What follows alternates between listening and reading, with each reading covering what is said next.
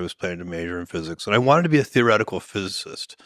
And the computer science was sort of something I was doing for fun. I really loved it.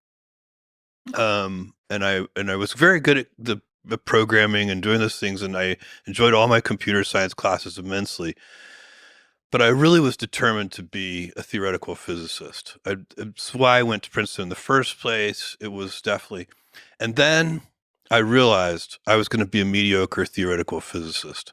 And there were a few people in my classes, like in quantum mechanics and so on, who they could effortlessly do things that were so difficult for me. And I realized, like, there are 1,000 ways to be smart. Mm-hmm. And to be a really, theoretical physics is not one of those fields where only the top few percent actually move the state of the art forward.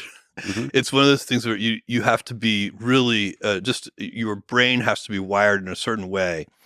And there was a guy named, one of these people who was convinced me.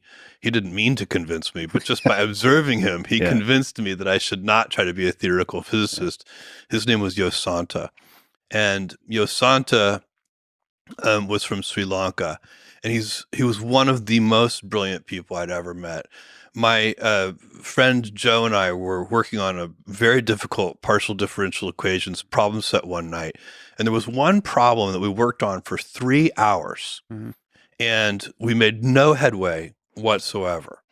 And we looked up at each other at the same time and we said, Yosanta. So we went to Yosanta's dorm room and he was there. He was almost always there.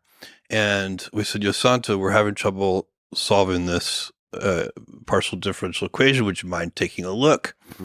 And he said, of course. By the way, he was the most humble, most kind person. Mm-hmm. And so he looked at our problem and he stared at it for just a few seconds, maybe 10 seconds. And he said, cosine.